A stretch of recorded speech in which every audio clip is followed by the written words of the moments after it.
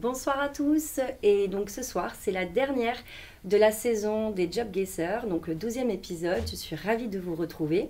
La thématique donc c'est le gaming et le e-sport, donc on est en train de terminer cette thématique gaming qui nous a pris plusieurs épisodes. On remercie notre partenaire PAG Academy qui nous permet de réaliser cette émission avec vous ce soir. Donc comme d'habitude, le principe c'est quoi? C'est des lycéens qui sont avec nous dans notre plateau ici à DigiSchool et qui vont poser des questions à des intervenants professionnels dont il faudra trouver le métier. Donc ce soir j'accueille Théoman et Émile. Bonsoir. Bonjour. Bonsoir. Donc vous êtes au lycée La Martinière du Cher. Ok. En STMG. Ok, super. Et moi, lycéen aussi à la Martinière du Cher. En général, mes spécialités sont maths et NSI. Ok, super, donc merci. On a deux professionnels avec nous ce soir qui sont donc Pierre Ratier et Jordan Yélé. Donc évidemment, je ne vais pas dire ce que vous faites dans la vie puisque c'est un peu le concept de notre émission ce soir. Alors, comme toujours, on va commencer avec l'un de nos intervenants qui sera Pierre en premier. Pierre qui va répondre aux questions d'Émile et Théoman. Et pour commencer tout de suite, c'est qui commence? C'est moi. C'est Émile, ok, super. Donc, si tu as déjà une première question pour essayer de trouver son métier. Faut que je réfléchisse un peu. T'as une question toi? Moi, j'ai une question. Moi. Vas-y, pose la question. Est-ce que l'un de vous deux joue aux jeux vidéo? Alors, ce sera Pierre en Pierre en premier? Ouais. Alors, est-ce que Pierre, tu Oui. joues genre de jeux vidéo? Oui. Oui, je joue aux jeux vidéo. Ouais. D'accord, mais est-ce que c'en est ton métier? Alors, ça fait partie de mon métier, Ok. mais c'est pas mon métier d'y jouer. Ok. Est-ce c'est que pas ça son a peut-être métier d'y été jouer. son métier à un moment donné? Est-ce que ça l'a été? Ça l'a été. Ton métier? Ça a été une partie, ouais. Ça a été une partie de mon Ok. métier. Hmm. En équipe ou solo? Les deux. Mhm. Les deux. Mais t'étais dans une équipe e-sport à ce moment-là? Ou est-ce que t'en fais partie? Est-ce que tu fais partie d'une équipe e-sport? Ça resserre l'entonnoir déjà. Ah, Oui. Oui. mhm. En tant que joueur, actuellement? Alors, j'ai été en tant que joueur notamment, oui. Mhm. Faut trouver le jeu aussi. Est-ce que, Pierre, vous pouvez nous en dire un petit peu plus? Pour le coup, effectivement, l'étau se resserre, mais ça reste pas encore votre métier. Donc, ça peut être intéressant de parler de ce parcours que vous avez eu Ouais. à une époque. Alors, niveau expérience, j'ai été joueur effectivement, mais c'était vraiment au balbutiement de l'e-sport, c'est-à-dire au début des années 2000. Et ensuite, j'ai monté ma propre équipe que j'ai pilotée pendant une dizaine d'années, avant de rejoindre mon job actuel. Et vous l'avez créé vous-même? Ouais, Et absolument. vous avez fait comment pour faire ça? Genre avec les réseaux sociaux ou... Ouais, en partie réseaux sociaux, des copains, C'est des ça. sponsors, et Ok. en mode associatif, comme 95% des équipes qui se montent aujourd'hui. Et donc vous étiez le chef, donc vous vous occupez des recrutements et tout ça? Ouais, je m'occupais du recrutement, des signatures de contrats, de la communication, du marketing, de la communication, enfin voilà, tout le panel de pilotage d'une équipe e-sport. Ok. Est-ce qu'on a une idée peut-être du jeu? Je sais pas si ça Mhm. peut aider, ou en tout cas... Je sais pas quel genre de jeu. Aux années 2000, je sais Ouais. pas, il y avait peut-être Counter-Strike. Ouais, peut-être. Ouais, c'est ça. Ah, c'est ça. J'ai commencé sur C'est trop Counter-Strike sur un 1.6 à l'époque, pour ceux Ah qui ouais. connaissent. C'est le tout début, ça. C'est vraiment... C'était le début du développement de CS et vraiment le balbutiement des premières LAN sur Counter-Strike. Alors c'est intéressant parce que Pierre nous parlait du fait qu'il avait le recrutement effectivement des joueurs et puis le recrutement de sponsors, le marketing. Comment ça s'articulait juste? Et puis est-ce que c'est quelque chose que vous avez à peut-être continuer maintenant? Alors, la problématique, c'était qu'il fallait répondre à des besoins. À l'époque, l'e-sport coûtait un petit peu moins cher qu'aujourd'hui parce qu'on n'était pas statut professionnel. Mais il fallait gérer effectivement l'intérêt des marques pour l'équipe et pour ses performances. Et gérer tous les aspects vraiment autour, c'est-à-dire déploiement des opérations commerciales, mise en avant des marques et des partenaires, et surtout aller chercher des performances en recrutant des joueurs et en étant actif sur plusieurs scènes, en tout cas quand je pilotais l'activité au niveau de l'équipe. Et est-ce que vous faites du stream sur quelconque plateforme? Alors aujourd'hui, non. Non. Et vous en avez fait avant? Alors moi personnellement non, mais on a piloté une chaîne Twitch Ok. consacrée à nos activités e-sport. D'accord. Sur CS. Et vous étiez une grosse équipe? Alors, nous on a fait, on a balayé la plage 2008-2018.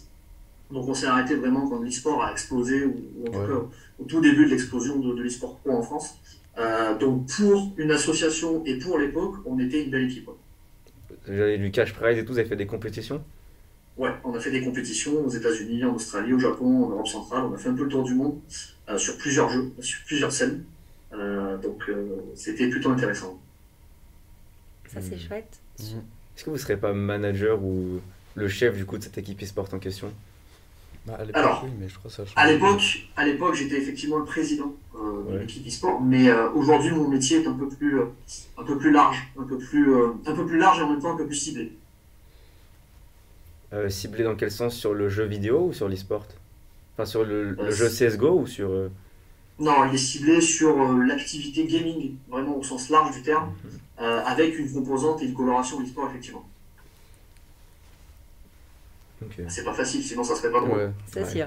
Peut-être pour vous aider, vous parliez tout à l'heure du recrutement de joueurs. Qu'est-ce qui pourrait faire que... Qu'est-ce qu'on considère être un bon joueur? Quelles seraient les compétences, les skills qu'un joueur devrait avoir pour monter dans votre équipe? Alors, c'était surtout les résultats sur les LAN, ou sur la ranked ou sur les leaderboards en ligne qui étaient étudiés à l'époque, où les coups d'éclat vraiment dans des compétitions assez majeures, qui faisaient qu'on pouvait ou qu'on peut recruter aujourd'hui un joueur pour faire de la performance au sein d'une équipe. Après, il y a des écoles comme PSG qui forment les joueurs de demain, justement, et qui peut être une alternative aussi, pour avoir certains outils au niveau de sa préparation et de sa formation. Et donc vous recrutiez, mais est-ce que, disons que je m'estime fort, donc je pouvais postuler pour rejoindre votre équipe? Ouais, bien sûr. Il y avait tout un staff de scouting à l'époque qui Ouais. était mis en place, c'est-à-dire d'études de performance et de suivi des joueurs, et notamment des candidatures, qui nous permettaient à nous de pouvoir nous positionner ou pas pour le recrutement soit d'un joueur, soit d'un line-up complet selon le jeu, pour pouvoir derrière aller faire des compétitions aussi bien nationales qu'internationales, selon le jeu, selon la plateforme et selon l'intérêt aussi des sponsors pour ce jeu-là. Et est-ce que vous avez eu un joueur, par exemple, qui a continué le gaming après et qui maintenant, aujourd'hui, il est connu Ouais, on en a eu plusieurs. On en a eu plusieurs joueurs chez nous qui ont explosé par la suite. Des joueurs CSGO. Genre CSGO, genre Call of Duty, genre Rocket League, genre FIFA, voilà, ce genre de choses-là. Vous avez des noms, peut-être? Ouais, j'ai quelques noms. On a eu Whalers qui était chez nous, on a eu Flo MJ qui est devenu Zephyr sur Rainbow Six, on a Je eu connais. Ouais. Nikon qui est maintenant dans une équipe belge professionnelle, on a eu Porto qui était chez Solari, qui était coach chez Solari au niveau Rocket League. Voilà, ce genre de rêve. J'ai Ok. pas tous les noms en tête, mais on a pas mal de gens qui C'est ont déjà pas Ouais, continué mal. après c'est sur quand même l'équipe. des grands noms, quoi. Mais vous étiez en national, vous représentiez une équipe e-sport française. Ouais.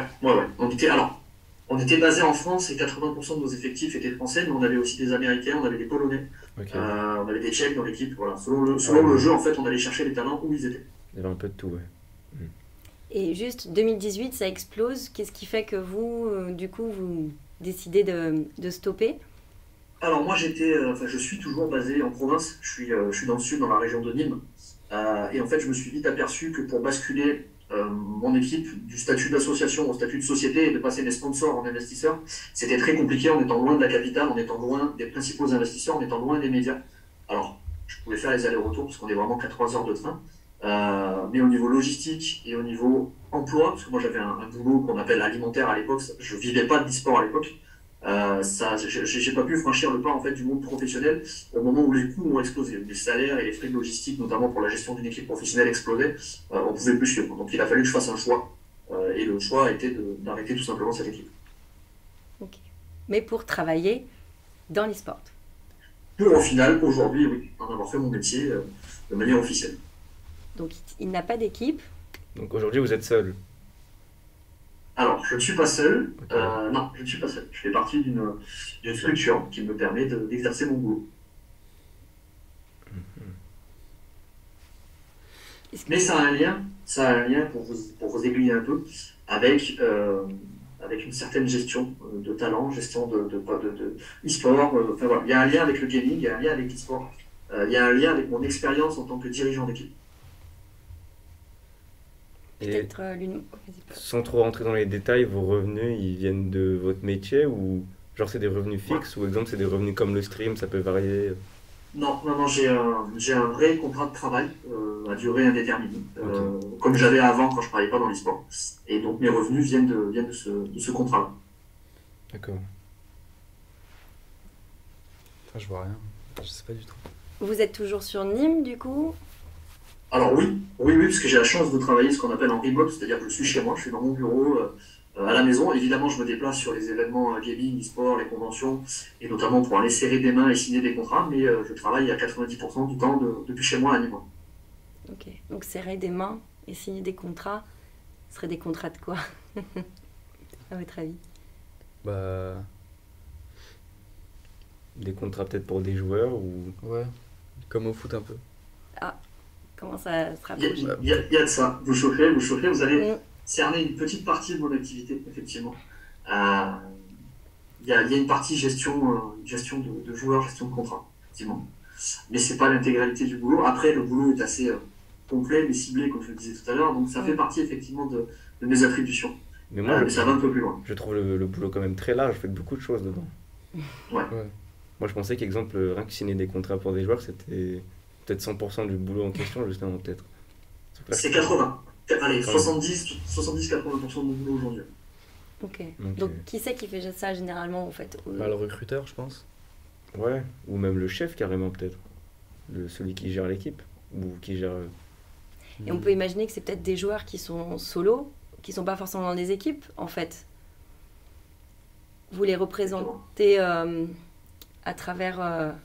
En fait, c'est peut-être ça qu'il faut essayer de se poser comme question. C'est est-ce que... donc, Pierre n'est pas chef Ah, d'une équipe, ouais. il est salarié d'une entreprise, mais il travaille avec des joueurs dont il faut trouver des sponsors, des contrats.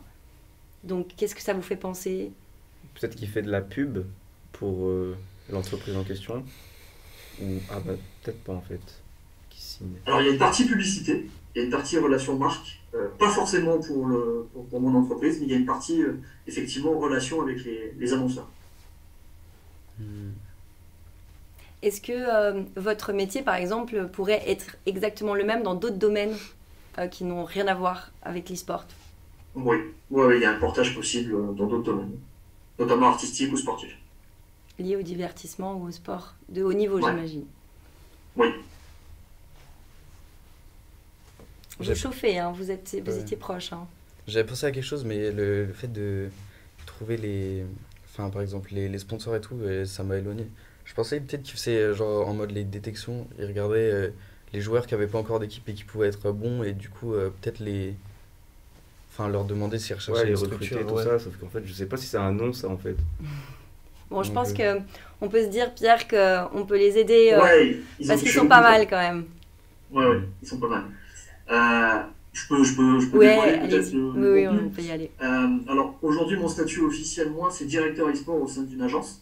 Donc je m'occupe vraiment de tout ce qui touche à l'e-sport professionnel au sein de l'agence. Mais je suis aussi agent de joueurs et de créateurs de contenu.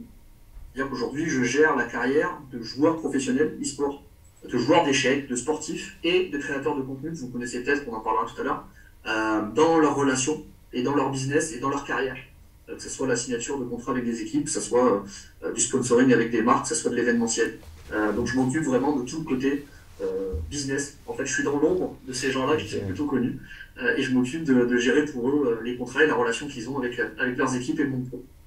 C'est ça qui m'a perdu, en fait. C'est comme il est pas que directeur, il est aussi agent, ça C'est manque. ça. Ouais. C'est ça. Ouais, parce qu'il y a d'autres facettes dans mon métier. On fait aussi du conseil, ce qu'on appelle du conseil stratégique, c'est-à-dire qu'on assiste des entités, que ce soit des équipes de sport ou des équipes professionnelles d'e-sport, dans le déploiement d'une stratégie, dans la mise en place d'une stratégie. Donc, ça fait partie de mon boulot, effectivement. Donc, c'est pour ça que je disais c'est un peu plus complet, mais en même temps, c'est un peu plus ciblé parce que ce boulot d'agent prend 70 à 80% de mon temps aujourd'hui. Est-ce que vous avez quelques noms, je pense, connus que vous pourriez nous dévoiler dans le suivi de carrière? Ouais, alors aujourd'hui, on avait par exemple l'agence Luffy qui est sur Street Fighter, qui est chez Timbo, que vous connaissez sûrement. On avait Gwen qui a remporté la Trackmania Cup à Bercy l'année dernière, Ok, qui ouais. était chez GameWorld. Et au niveau des créateurs de contenu, on a Winbobir, on a GobGG, on a Stizo, on a Frédéric Zolfanelli, que vous connaissez aussi sûrement, qui fait pas mal de hosts d'événements en France et à l'étranger. Voilà. Après, on a des joueurs d'échecs comme Maxime Vachier-Lagrande, si vous connaissez, des joueurs de rugby comme Wesley Fofana, que vous connaissez peut-être aussi, qui est un jeune retraité. Voilà le genre de personnes qu'on a aujourd'hui au sein de l'agence. Et comment Ok. s'appelle l'équipe e-sport déjà? C'est Stack. Alors, c'est pas une équipe, c'est une agence. Cette agence, pardon. Voilà. L'agence s'appelle Stackern Agency. D'accord. Je ne connaissais pas personnellement. Ouais, Non plus. Mais le métier en lui-même, en fait, on fait souvent référence aux agents artistiques Ouais. pour des acteurs, pour des Oui. musiciens, souvent. Exactement. Et voilà, aujourd'hui, ça s'est aussi traduit dans le monde de l'e-sport. Donc, Ok. comme quoi, Voilà. effectivement, il faut bien... Et puis, enfin, pas que, mais aussi sur les créateurs de contenus digitaux, il y a quand même aussi pas mal de choses à faire parce que ce sont des gens qui sont déjà très occupés à faire leur métier. Exactement. Donc, vous êtes derrière pour pouvoir les mettre en valeur, en avant, et puis leur trouver les contrats, les sponsors, les marques. Enfin, il y a toute une stratégie à mettre en place derrière. Exactement. On est là pour qu'ils puissent faire ce qu'ils savent faire de mieux, c'est-à-dire créer du contenu ou jouer pour les joueurs, et on s'occupe de tout le reste. Ça marche, Pierre. Moi, j'ai juste la petite question de la transition. Donc, vous avez effectivement créé votre équipe. Ça a marché pendant 10 ans. Vous avez vu que d'un point de vue logistique, ça allait être compliqué. Puis peut-être aussi, je dirais, familial, enfin, en temps de vie et de confort de vie. Est-ce que maintenant, comment vous êtes arrivé là? Est-ce que c'est vraiment le réseau qui vous avait permis d'avoir ce rôle de directeur? Ou est-ce que des études pourraient permettre à des jeunes aujourd'hui de faire ce que vous faites sans forcément avoir l'expérience terrain comme vous l'avez eu? Alors, il y a deux choses. Moi, c'est vrai que c'est le réseau et c'est l'expérience, mais c'est mon âge qui veut ça. Je vais avoir 42 ans cette année, donc j'ai déjà plus de 20 ans d'e-sport derrière moi. Donc, le réseau s'est construit avec l'histoire de l'e-sport en France, en tout cas. Donc, j'ai connu les débuts, la construction des équipes et certains écroulements aussi. Donc, ça m'a permis de serrer les bonnes mains et d'avoir le bon réseau. Et aujourd'hui, j'ai la chance de connaître presque tout le monde, en tout cas dans le secteur en Europe, à minima. Et c'est vrai que c'est ça qui m'a amené à mon boulot, mais on peut compléter aisément ce côté réseau, même si c'est ce qui plaît aujourd'hui aux acteurs de l'écosystème, le fait de connaître du monde et de savoir comment ça fonctionne, d'avoir des formations qui puissent permettre de connaître la technique et de connaître le côté théorique de certaines choses. Je pense au marketing, je pense à la compta, je pense au juridique, à la communication, où il faut peut-être avoir des bases aussi pour pouvoir arriver dans ce secteur-là et faire valoir un certain savoir-faire. Donc je pense que les deux sont très complémentaires. Moi, à l'époque, les formations e-sport, ça n'existait pas. Donc, je me suis fait vraiment à l'expérience, on va dire. Mais aujourd'hui, effectivement, il y a des formations gaming / e-sport très efficaces et qui peuvent permettre d'obtenir un bagage qui vous permet de mettre un pied dans le secteur. Et est-ce qu'il existe des écoles qui peuvent permettre de devenir soit directeur e-sport, soit joueur e-sport pour une équipe ou n'importe? Alors, joueur e-sport, justement, PSG en fait partie. Aujourd'hui, mon boulot, moi, c'est d'accompagner les troisième années de cette école-là qui forment en fait des joueurs qui sont potentiellement reconnus comme des futurs professionnels, c'est-à-dire qu'on fait tout pour qu'ils acquièrent les leviers et les stratégies nécessaires pour pouvoir accéder à ce secteur-là, ce monde pro. Et moi, en fait, j'encadre les dernières années, c'est-à-dire ceux qui ont le plus de potentiel, pour leur offrir éventuellement l'opportunité d'aller signer des contrats. Donc effectivement, il y a des écoles qui forment les joueurs, qui forment les coachs. Après, directeur e-sport, pas vraiment d'école, parce qu'encore une fois, c'est vraiment l'expérience et le réseau qui va faire la diff. Sortir d'une école en sachant comment ça marche, c'est bien, mais si vous n'avez pas les bons mails et les bons numéros de téléphone pour passer des coups de fil et débloquer des situations, c'est un peu compliqué. Et est-ce que, j'aime bien parler toujours un peu d'argent à chaque fois, c'est de savoir peut-être la tranche de salariale qu'un directeur e-sport pourrait obtenir, ou en tout cas dans votre milieu.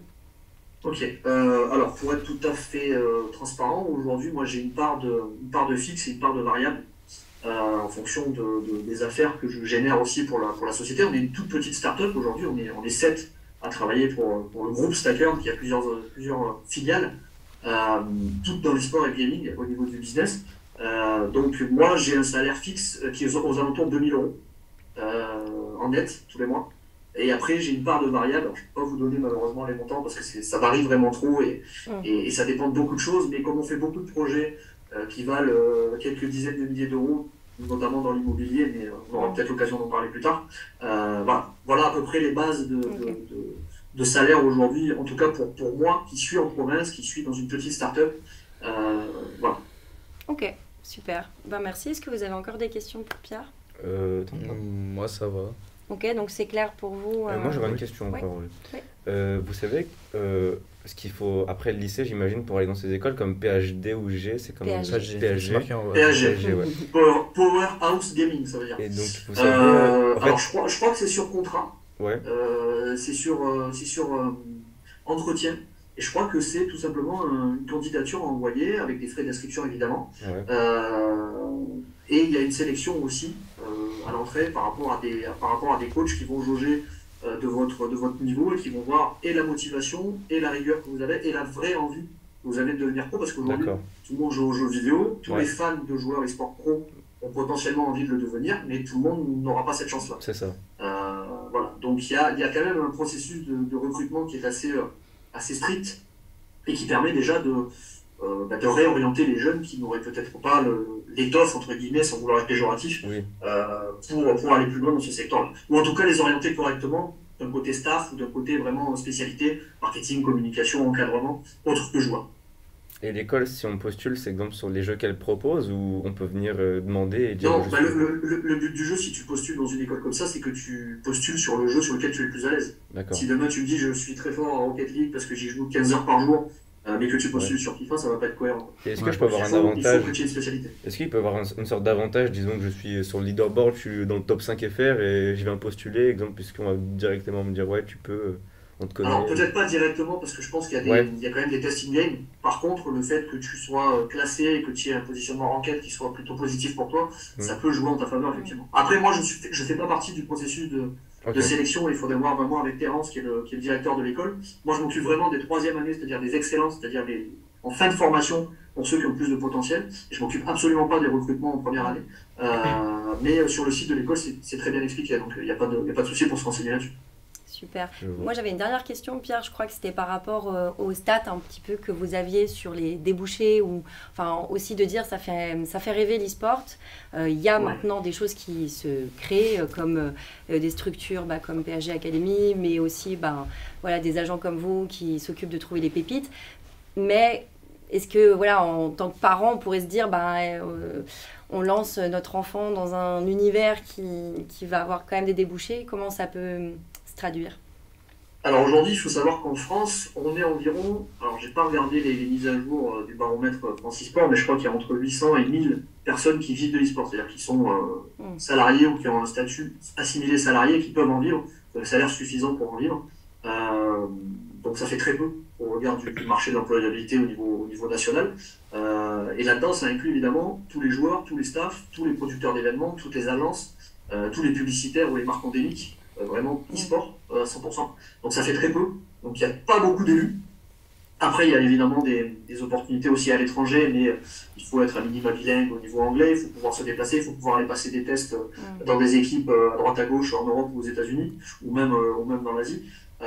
Mais aujourd'hui, voilà, c'est un marché qui est prometteur, qui est en plein développement, parce qu'il y a encore 2-3 ans, on n'était que 5 ou 600. Donc il y a quand même de l'employabilité. Après, il y a des opportunités pour se faire la main et pour faire des piges au niveau salarié, au niveau boulot, au niveau du tissu associatif. Tout ce qui va être événementiel et tout ce qui va être équipe associative, soit au niveau bénévole, soit au niveau salarié dans les plus grosses structures. Voilà. Donc il y a toujours moyen de se faire l'expérience dans le secteur. Après, devenir professionnel vraiment dans l'e-sport, c'est encore très élitiste. Ok, très bien. Merci beaucoup Pierre pour toutes Avec ces plaisir. réponses. Donc maintenant, on va passer à Jordan.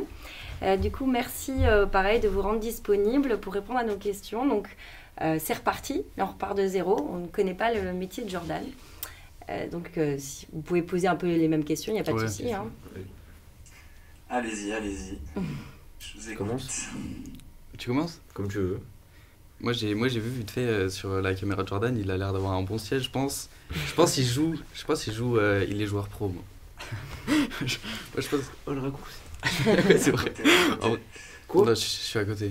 Je trouve. Donc vous jouez aux jeux vidéo, Jordan? Je pense que. Oui, je joue aux jeux vidéo assez régulièrement. Ouais. Est-ce que vous êtes un joueur e-sport par hasard? Pas du tout. Ah, Ok. Et vous êtes dans une équipe e-sport en revanche? pas du coup. Ouais. Peut-être. J'ai été, je suis en cours de recrutement dans des équipes e-sport, oui. D'accord. Et est-ce que vous faites du stream ou un truc comme ça? Ça peut être une part de mon métier, oui. Mhm. Est-ce que... Ouais, vas-y, continue. Maintenant en fait. Non, vas-y, je te laisse. c'était pour essayer de vous aider aussi. Mais Ok. l'idée, est-ce que c'est... Vous avez dit que vous aviez joué un petit peu. Est-ce que vous pourriez nous en parler un peu plus peut-être de votre passé? Ça a aidé tout à l'heure sur Ah oui, ouais. la transition, je sais pas. Oui, j'ai joué à l'époque, il y a une dizaine d'années. Donc, j'étais joueur semi-professionnel sur Call of Duty Modern Warfare 2 en 2009-2010 de mémoire.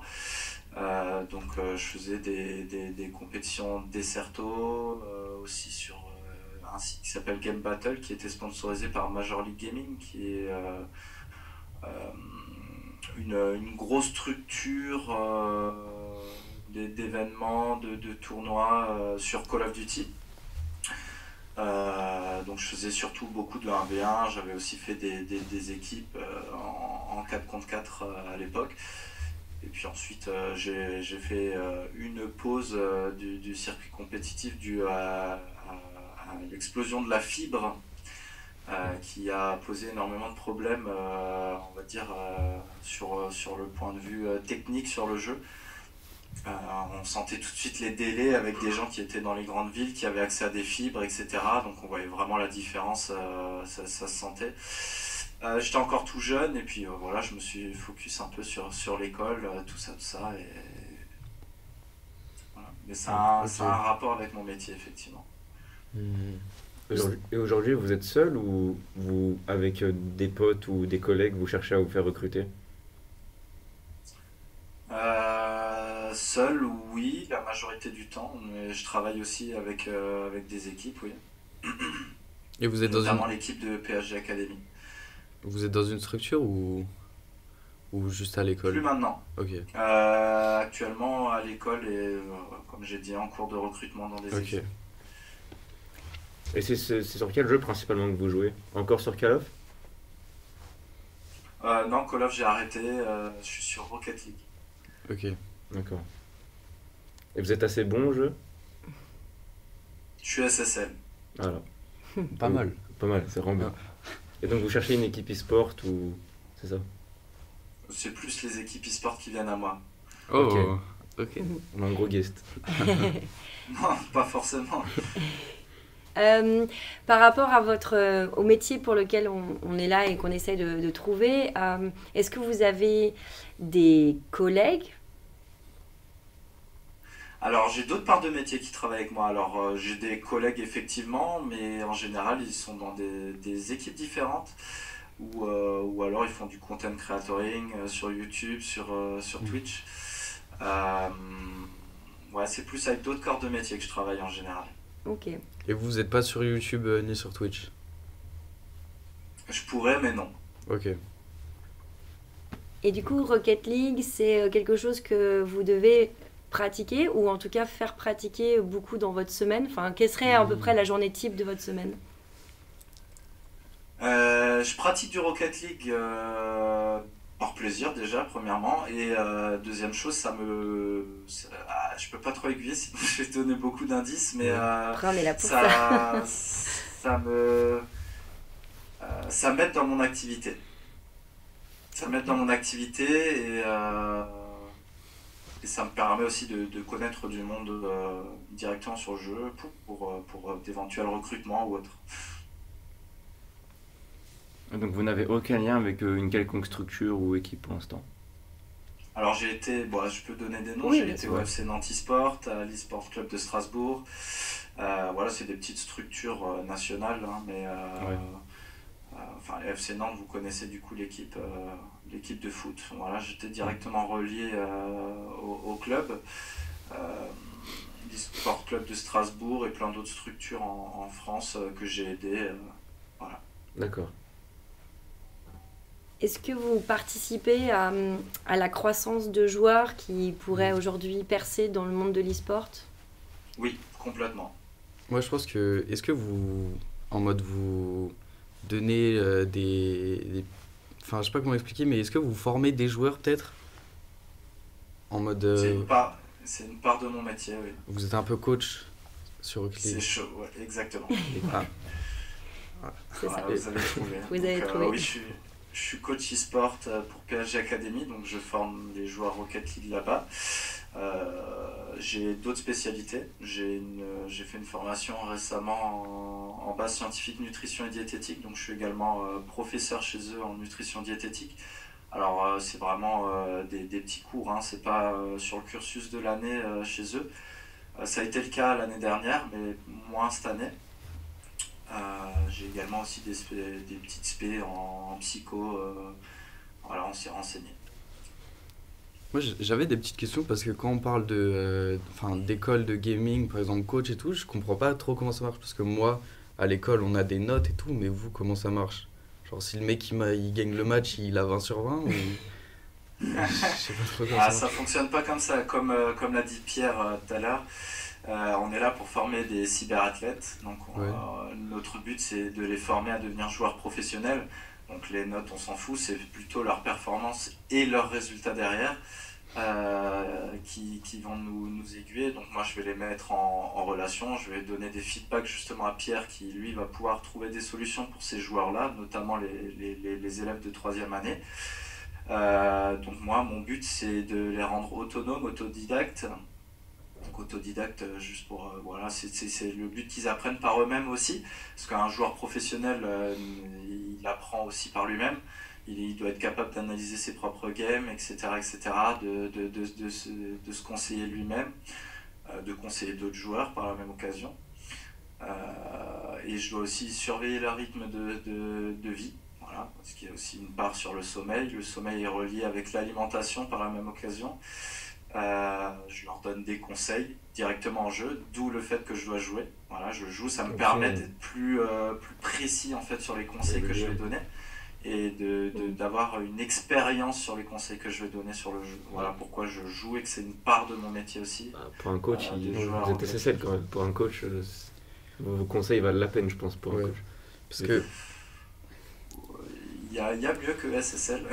ouais. Ouais, Parce que peut-être sur le stream, on a un ami, il s'appelle Tanguy, il est vraiment nul au jeu. Peut-être vous avez. ouais, je pense qu'il faut le conseiller. Ouais, lui, il faudrait vraiment le conseiller. Il parce aimerait que peut-être bien devenir joueur pour Rocket League, mais là, il est vraiment nul. Là, il y a vraiment du travail. Faut apprendre les bases sur le jeu, Ouais, se renseigner. ok. Tu as des vidéos YouTube, des collègues streamers et youtubeurs qui donnent énormément de conseils. Et sinon, voilà, Ok. mon métier n'est pas uniquement basé par rapport à l'école e-sport. Comme j'ai dit, il y a des structures et je fais aussi des coachings en freelance. Voilà, Ok. où tu peux me trouver sur snowball.gg. Et actuellement, je suis en discussion aussi avec d'autres structures, mais je ne peux D'accord. pas forcément en parler Ok, aujourd'hui. ouais, je comprends. Donc vous, Ouais, vous êtes, pardon. excusez-moi, vous êtes coach Rocket League, c'est ça? Rocket League, ouais. Et donc si j'ai envie de venir dans l'école et que je recrute, exemple, pour n'importe quel jeu Minecraft, il y aura des coachs Minecraft. Exemple. Enfin, Fortnite, exemple, parce que Minecraft, c'est un peu flou. Ouais, voilà, j'allais Ouais, dire. parce qu'une scène e-sport sur Minecraft, c'est vrai que c'est... Mais par exemple, sur Fortnite, exemple, est-ce qu'il y aurait des coachs Fortnite, exemple? Bien sûr, oui. D'accord. Je vois les coachs. En fait, vous êtes spécialisé dans un jeu pour pouvoir vérifier un peu ce que vous disiez, les méta, regarder un peu ce qui se fait, de pouvoir à faire une veille constante pour pouvoir les donner aux joueurs. Parce que Exactement. C'est pour leur éviter aussi de se renseigner eux-mêmes. Eux, leur but, c'est de jouer, de s'entraîner. Et ils ont autre chose à faire que de regarder les méta, même si, entre autres, en y jouant et en regardant les compétitions à très haut niveau pour progresser, forcément, ça tombe sous le sens et ils le découvrent eux-mêmes. Mais mon but, c'est de les anticiper aussi par la même occasion pour essayer d'être en avance sur le temps. Voilà. Et est-ce que vous pouvez vivre de votre métier en tant que coach? Oui. D'accord. J'en vis actuellement, on est très très peu. Pour répondre tout de suite à la question au niveau du salaire, C'est comme vous voulez. je vais tout de suite y répondre. On a une fourchette entre le SMIC, voire en dessous du SMIC, à 5, 6 000, 10 000 par mois, suivant les postes qu'on a. Et suivant le travail qu'on fournit et l'expérience qu'on a par la même occasion. C'est surtout l'expérience, la notoriété qui nous permet d'avoir un salaire plus élevé. Ouais. Et les activités qu'on fait. est-ce qu'il y a un peu un circuit scolaire pour pouvoir faire le métier que vous faites, vraiment en tant que coach, ou c'est pareil, expérience terrain qui vous permet, parce que vous êtes à un bon niveau dans tel jeu, où vous pouvez prétendre être coach maintenant à ce jeu? Alors, il y en a beaucoup qui font ça, qui prétendent pouvoir être coach, mais non. actuellement, il y a des formations qui commencent à exister, comme PSG Academy fait un DUT en coaching management. Et il y a d'autres écoles aussi qui forment un peu en management, coaching, tout ça, qui n'est pas forcément basé dans l'e-sport, mais ça aide. Par exemple, j'ai des collègues qui ont fait du STAPS, donc formation dans le sport, où ils ont appris énormément de choses sur le coaching qui peut aider au métier de coach. Moi, personnellement, c'est que de l'expérience. Ça fait 7 ans que je joue au jeu, je me suis énormément renseigné, j'ai fait des formations pour m'aider à développer cette activité et devenir le meilleur possible. Voilà. Mais oui, il y a plein.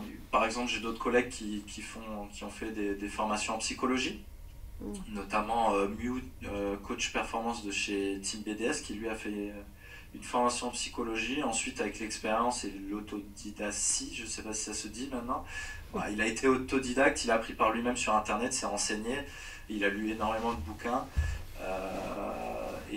Voilà, il a été recruté chez Team BDS pour monter l'équipe League of Legends en Division 1.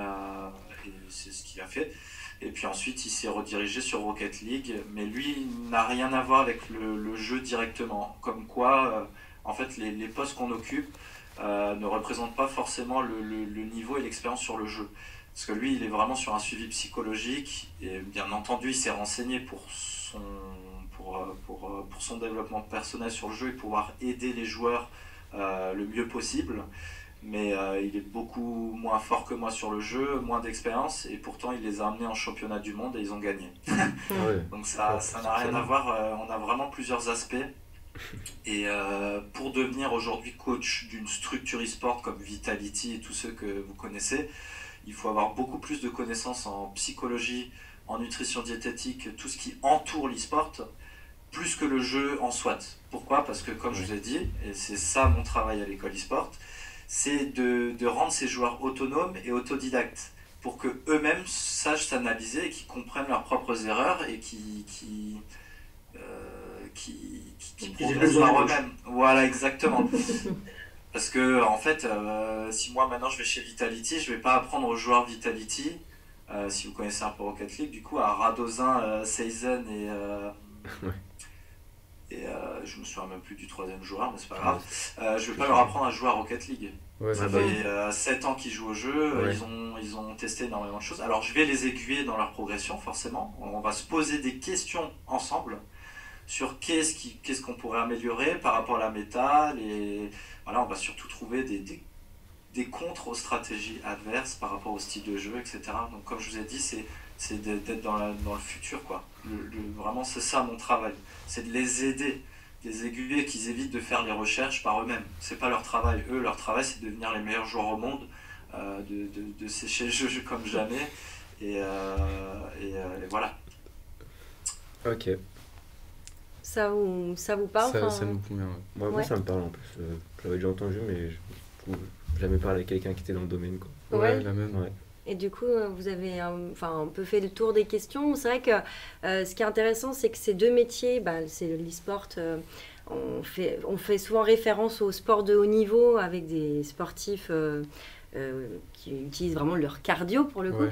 Et là, c'est intéressant de voir que c'est des métiers qui émergent, qui existent de plus en plus et dont il y a des formations qui s'appliquent pour pouvoir apprendre aussi, structurer. Je pense qu'il y avait peut-être ce besoin-là, vous qui êtes dans le domaine depuis 7-10 ans, c'est de se dire aujourd'hui, on a besoin de structurer tout ça. Je pense qu'il y a beaucoup de jeunes qui commencent à se lancer là-dedans.